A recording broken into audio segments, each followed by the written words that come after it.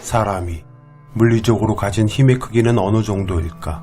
신화에 나오는 초인적 힘을 가진 헤라클레스가 아니고선 사람의 물리적 힘으로 누군가를 제압하고 무엇인가 빼앗는다는 것은 쉬운 일은 아니다. 하지만 그것을 가능하게 해주는 것은 공권력을 활용하는 것이다. 권력만을 손에 쥘 수 있다면 그가 누구든 어떤 상대이든 가진 것을 뺏고 파멸시킬 수 있다. 비록 그 권력을 쥔 사람이 여성일지라도 그 힘은 막강하며 두려울 것이다. 우리는 이 나라 대통령의 정식 직책도 없는 비선실세가 국정을 농단하고 온 세상을 쥐락펴락했던 것을 알고 있다. 그녀는 물리적 힘이 없는 여성이었다. 대통령이란 뒷배를 이용하여 주변에 기생하며 사익 추구에 몰두하는 무리들과 뜻을 맞추었기에 가능했던 힘과 권력.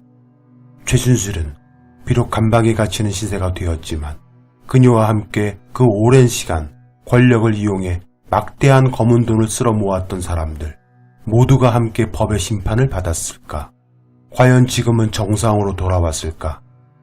최순실은 비선실세 당시 문화계, 체육계를 이용했으며 가장 많은 비자금 축적을 위해 활용한 곳이 관세청이었다. 국정농단 사건 당시 수사를 담당했던 특검팀은 윤석열 팀장을 필두로 언론에 대고 관세포탈, 밀수 등을 자행하여 엄청난 비자금을 최순실 일당이 축적해 온 것으로 보인다고 했었다.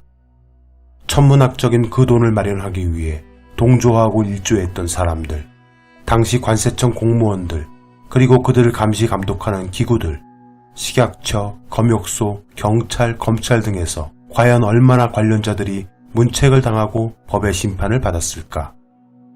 그들이 정치권의 도움 없이 그런 일을 마음대로 해낼 수 있었을까? 그 어마어마한 돈은 다 어디로 갔으며 왜 당시 수사검찰은 비자금을 찾지 못할 수도 있다 했을까? 박근혜 최순실 게이트를 가능하게 해주었던 것은 당시 검찰 출신 김기춘 전 대통령 비서실장과 우병우 전 민정수석 등이 있었기 때문에 가능했다고 했었다. 그리고 그들을 수사한 사람들은 윤석열 수사팀장 총괄을 필두로 당시 사건의 핵심인 미르케이 스포츠재단 출연금과 추가 지원금 관련 등 기업사건 전반은 한동훈 검사가 담당했었다. 여기서 주목해야 할 것은 기업 담당을 한동훈 검사가 했었다는 것이다. 실로 이 엄청난 사건으로 인해 저들이 처벌받은 것은 어떠할까?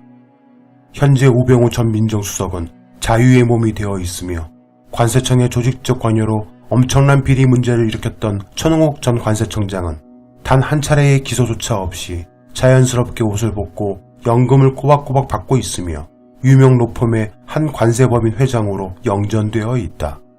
몇 명만 꼬리 자르기로 끝나버린 사건. 왜 독일 검찰이 당시 독일에서 찾아낸 약 10조 원에 이를 것으로 보이는 최순실 차명 비자금 관련 압수수색 자료들을 한국 검찰이 원하면 언제든지 넘겨줄 수 있다고 하는데도 대한민국 검찰은 아무런 조치를 하지 않고 있는 것일까? 당시 수사실무 한동훈 검사는 삼성이 최순실 독일 법인에 보낸 35억과 삼성의 각종 지원에 대해 제대로 수사를 진행하지 않았던 것일까? 매번 이런 일이 터질 때마다 삼성은 어떻게 빠져나갈 수 있었던 것일까? 특정 재벌이 정치에 상당한 영향을 미치고 언론을 장악하며 수많은 언론의 광고를 무기로 기사 보도와 사설의 논조를 좌지우지하고 경제는 물론 정치, 사회, 문화 등 여러 부분에 영향을 미치는 삼성. 대한민국 대통령은 단임제이다. 대통령의 권력과 권한은 유한하다. 특정 권력을 손쉽게 이용할 수 있는 방법은 인간의 탐욕을 이용하는 것이다. 사람은 누구나 물질 앞에 약해질 가능성이 크다. 그가 경찰이든 검사이든 판사이든 사람에게 국가 강제력을 이용해 인신을 구속시킬 수 있는 막강한 힘을 보유한 집단에 속한 사람일지라도 돈의 유혹 앞에 그들이 휘두르는 국가 권력은 국가 폭력이 될 수 있다. 대한민국에서 가장 많은 돈을 보유하고 있는 곳, 우리는 삼성공화국이란 말을 들어봤다. 삼성은 자신들의 공화국을 지켜내기 위해 어떤 일들을 해왔는지 이 나라 역사, 역대 정권에서 잘 보여주었다. 일반 시민들이 아는 것이 전부일까? 툭하면 터졌던 삼성 관련 비리 사건들, 대한민국 고위 공직자들이 월급만으로 수억, 수십억, 심지어 몇몇은 수백억, 수천억의 자산을 누릴 수 있을까? 삼성은 그가 누구든 권력을 가진 자라면 접근하는 듯 보인다. 그리고 그 권력이 어떤 권력이며 어느 정도인지 어떻게 그 권력을 이용할지 분석하고 그 권력을 이용하기 위해 누구에게 접근할지도 아는 듯 보인다. 지금부터 이야기는 허상이고 가상일 수 있다. 지금은 존재하지 않는 이름들이 등장하고 철거되어 사라진 호텔 건물에 관한 이야기이기 때문이다. 다만 열린공감TV는 당시 해당 호텔에서 근무했던 사람들과 다양한 제보를 통해 전개 과정의 퍼즐을 맞춰보았다. 김명신, 그녀에게는 또 다른 이름이 있었던 것으로 의심된다. 2001년 후반부터 또는 2002년 초반부터 2003년에서 4년 초 무렵까지 서울 강남구 역삼동 사거리에 있었던 라마다 르네상스 호텔 지하 나이트클럽 볼케이노에는 줄리라는 닉네임을 사용하던 여성이 있었다. 그녀는 그곳을 찾는 VIP만을 상대하던 일명 에이스였다고 한다. 들리는 풍문에 의하면 담당 웨이터 중 한 명인 석 씨에 의하면 그는 수입 외제차 판매원을 했었는데 당시 알고 지내던 권호라는 BMW 수입차 판매 대행회사 사장을 손님으로 그녀에게 소개해준 것이 인연이 되어 지금의 토요토스가 되었다란 소설 같은 이야기도 흘려나온다. 여하간 그녀가 그곳을 다니던 2003년경 엄마 최은순 씨가 정택택 씨와의 송사에 휘말리게 된다. 그녀는 이 일을 해결해줄 막강한 뒷배가 필요했을 것이다. 당시 라마다 르네상스 호텔 사주였던 조남욱 회장의 눈에 띄어 소위 수발비서로 발탁돼 호텔 내 전시장을 이용해 여러 전시를 하기도 했던 그녀는 조 회장이 베푸는 각종 연회에 초대되어 여러 사람들을 소개받는다. 그중 서울중앙지검 부장검사였던 양재택이라는 유부남 검사와 인연이 되어 동거를 시작한다. 이때부터 줄리는 그 일을 그만둔 듯 싶다. 여하간 2004년경 두 사람은 수차례 장기간 해외 미래 여행을 떠나거나 당시 양 검사의 본가인 양평까지 찾아가 양 검사 어머니에게 어머니 할 정도였다란 제보까지 쏟아지니 줄리는 양 검사에게 많은 공을 들인 듯 싶다. 관련된 자세한 사항은 열린공감TV 업로드 영상 단독 특종 라마다 르네상스 줄리 추석 특집 그녀들의 과거편을 보시면 상세히 알 수 있을 것이다. 두 사람은 그해 2004년경 삼풍백화점이 무너진 자리에 세운 서초동 최고급 주상복합 아파트 아크로비스타 3층에 둥지를 튼다. 본격적인 동거가 시작된 것이다. 관련 내용 또한 열린공감TV 업로드 영상 초호와 서초 아크로비스타에는 누가 살까? 윤석열 검찰총장이 살았던 펜트하우스 편을 보시면 자세히 이해할 수 있다. 그렇게 둘이 본격 살림을 차리기 이전인 2002년에서 2003년경 무렵 줄리는 라마다 르네상스 호텔 나이트클럽 볼케이노 VIP 고객들 중 한 명을 점찍어둔다. 그는 공중파 유명 아나운서였으며 서울대 경영학 석사이고 동대학에서 법률을 공부하던 사람이었다. 그의 학교 동료와 지인들 중 전형직 유명 판검사들이 진립했으니 그가 얼마나 쓰임새가 있고 마당발이었는지를 그녀는 잘 알고 있었을 것으로 추측된다.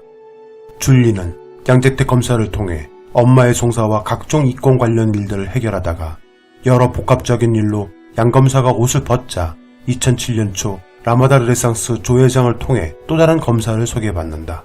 그가 현 검찰총장 윤석열이다. 둘은 이미 여러 차례 조 회장 연회를 통해 익히 얼굴을 알고 지내던 사이였을 것이다. 게다가 그녀가 자신의 선배인 양 검사와 동거 중이었던 사실도 알았을 것으로 추측된다. 여하간 둘은 양 검사와 동거했던 아크로비스타 3층에서 살다가 같은 아파트 17층 펜트하우스로 2010년경 거처를 옮겨 동거에 들어간다. 어떻게 당시 분양가만 22억, 실거래가 50억이 훌쩍 넘는 총 14가구만 살고 있는 최고급 럭셔리 펜트하우스에 8억 5천 정도로 전세를 들어가 살 수 있었던 것일까? 게다가 삼성전자가 무슨 일로 양 검사와 동거하던 아파트에 7억이나 전세 설정을 해주고 그 돈과 일부를 합쳐 17층으로 올라갈 수 있도록 지원해 주었던 것일까? 문제는 2008년경부터이다. 이때 윤석열 검사는 세간에서 가장 주목받는 검사였다.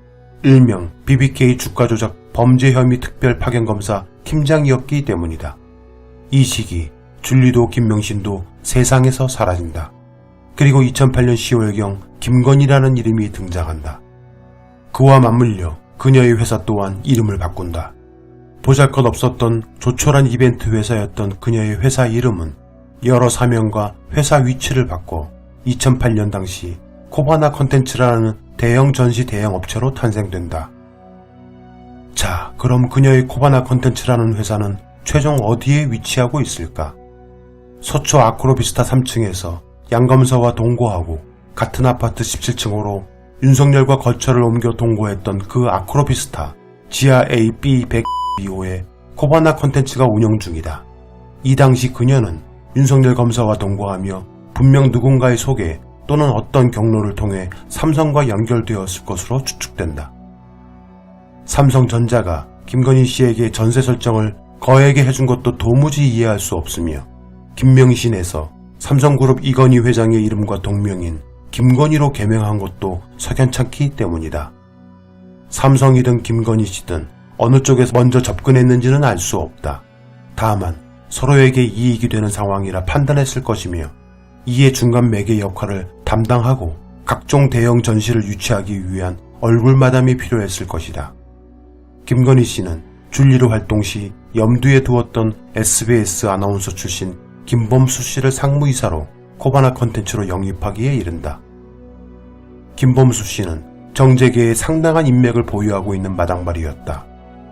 그에게는 둘도 없는 형제 같은 지인이 있는데 그가 바로 대한민국 최고 영화배우인 이 씨의 남편인 정 씨이다.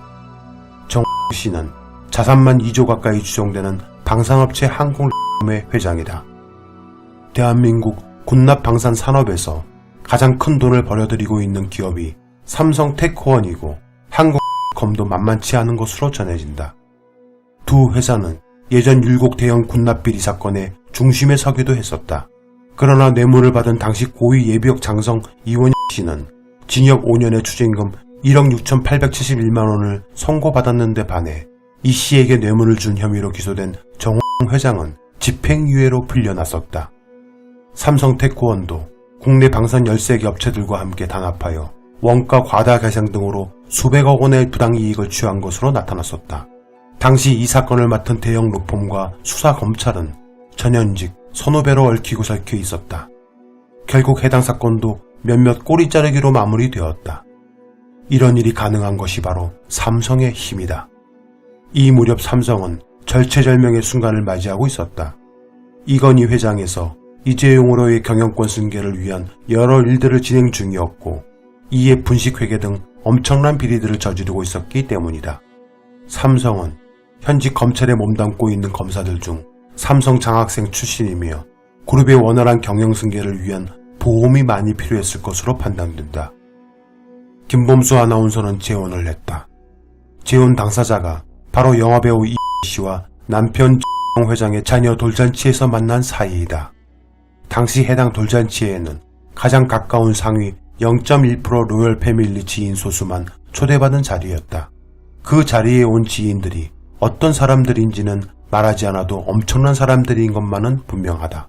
김건희 씨는 김범수 씨를 통해 정 회장과 연이 되었거나 그들 그룹을 통해서 정재계 거물들을 알게 되었을 개연성이 매우 높다는 합리적 의심이 든다.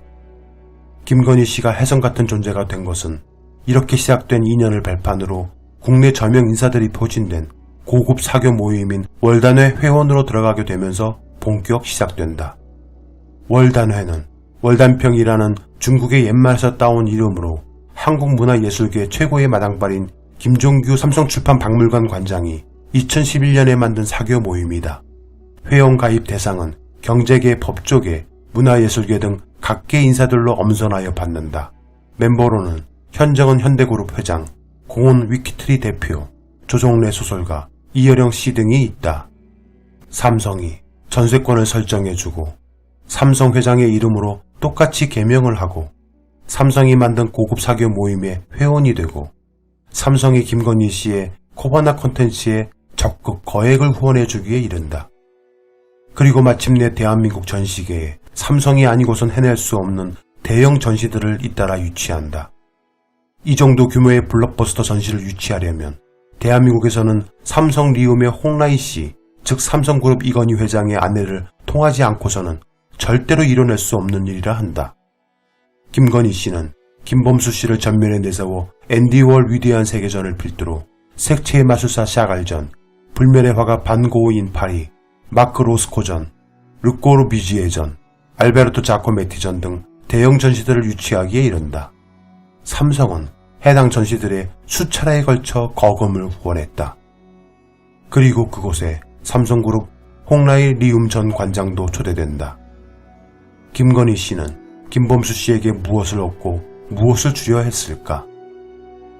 노덕봉 씨 증언에 의하면 2011년경 자신 소유의 당시 7억 상당의 중구 신당 3동 남산 스카이 아파트를 김건희 씨의 엄마인 최은순 씨가 노덕봉 씨 추모공원 엠파크 사업에 필요한 자금 5억을 빌려주기로 하고 우선 약 2억 4천만 원을 빌려주면서 은행에 이어 2순위로 담보 설정해 놓았는데 차일피일 미루다 결국 은행에서 경매로 내놓자 그것을 낙찰받아 차액 3억을 노덕봉 씨에게 주고 그 아파트는 김범수 씨에게 주겠다고 했단 것이다. 그 말을 철석같이 믿은 노덕봉 씨는 경매로 나온 아파트에 대한 아무런 조치도 하질 않았다. 그렇게 최은순 씨는 김범수 씨와 모친과 함께 동행하여 실제 해당 아파트를 살펴보기도 했다고 한다. 하지만 결국 최종 그 집을 경매 낙찰받지 않아 속수무책으로 노덕봉 씨는 그 아파트에서 쫓겨나오다시피 했다고 분을 터뜨렸다. 김범수 아나운서 어머니하고 제 집이 있잖아요. 남산 스카이 아파트. 그 집을 최은수한테 담보로 해가지고 저 돈 2억 4천 쓰고 3억을 주기로 했거든. 그런데 그 집을 자신이 경매를 받아가지고 김건수 준다고 그랬거든. 2012년 3월 대검찰청 강당에서 윤석열 검사와 김건희 씨는 결혼했다. 당시 부조금을 내기 위한 줄이 회관 밖에까지 길게 들어섰었고 그 중에는 삼성 직원들도 많았다고 한다. 당시 특수부 칼잡이로 유명한 윤 총장이 결혼한다는 사실은 삼성그룹 대관팀에서 각별히 신경을 쓰는 이벤트였을 것이다. 윤 총장이 검찰총장 후보자로 청거되었던 시점부터 검찰총장으로 지명받은 사이에 4개사 정도였던 협찬사가 갑자기 16개사로 협찬 계약이 늘어났었다. 이 일로 최근 윤 총장과 부인 김건희 씨는 한 시민단체로부터 뇌물수수 공직자윤리법, 부정청탁금지법 위반 혐의로 나란히 검찰에 고발됐다. 김건희 씨가 운영하는 코바나 콘텐츠가 주관한 전시회 관련 16개 기업 협찬이 포괄적 뇌물죄에 해당한다는 내용이 골자이다. 코바나 콘텐츠는 사회적 통념상 갑의 위치에 있는 협찬 대기업들에게 2019년 7월 8일 개최된 국회 인사청문회를 앞두고 협찬 계약 내용을 국회에 제출하면 위법이라는 취지의 문자 메시지를 보내기도 했다. 당시 협찬 계약들의 구체적 내용이 국회에 제출되는 것을 막으려 한 정황도 포괄적인 부정청탁에 혐의를 더욱 짙게 했다. 대중에게 김범수는 엘리트이다. 서울대학교 경영학과와 동대학원 석사 취득, 게다가 공중파 아나운서 출신이다. 그동안 많은 교양 프로그램을 진행하며 신뢰받은 이미지를 쌓았다. 2001년 11세 연상의 강모 씨와 결혼했다가 2004년 돌연 SBS에 사표를 내고 프리랜서 아나운서로 독립했었고 2008년 이혼하고 그는 코바나 콘텐츠 상무이사가 되었다. 지금의 처는 유명 여배우 돌잔치에서 만난 큐레이터 출신 여성과의 재혼이다. 코바나 콘텐츠 부사장에 오르며 그는 앞서 말한 여러 대형 전시의 도슨트, 전시작품, 작가 전시 전체 구성을 관람객들에게 재미있고 알기 쉽게 설명하고 안내하는 사람으로 가장 선두에서 실제 해당 전시들을 성공적으로 이끌었을 것이다. 즉, 코바나에서 전시한 해당 블록버스터 전시들은 거의 대부분 김범수 씨가 기획하고 진행했을 것으로 짐작한다. 김범수 씨는 문화 콘텐츠 기획자로 또 방송인으로 인생 제2막을 펼쳐나갈 꿈을 꾸었을 것이다. 김건희 씨는 기업 후원 등만을 담당했을 공산이 매우 큰 것으로 보인다. 당시 김건희 씨는 어느 한 매체와의 인터뷰를 통해 많은 전시회를 성공시킨 비결에 대해 김 대표는 철학이 없으면 문화 비즈니스를 하기 어렵다. 수익만 생각해서는 생명력이 짧고 유치해진다고 말했었다. 그리고 돈을 쫓아 치사해지지 않고 폼나게 자랑할 수 있는 전시를 계속하고 싶다고 했었다. 지금 이렇게 승승장구하던 코바나 컨텐츠는 무엇을 하고 있을까? 메르스 때도 수만 명이 관람했던 블록버스터 전시를 이끌었던 코바나가 코로나라고 못해낼 일이 있을까? 현재 김건희 씨의 서울대 학력에 기입되었던 자신의 페북은 모든 흔적이 깔끔하게 지워져 있으며 모든 SNS 활동을 중지하고 모든 글들이 지워져 있다. 그리고 코바나 컨텐츠 홈페이지 역시 초기 화면 외에는 아무것도 없다. 또한 어느 날부터 김범수 부사장도 코바나 컨텐츠를 떠난 것으로 열린공감TV 취재 결과 확인됐다. 그리고 그는 현재 한 종편 아침 방송의 MC로 활동 중이다.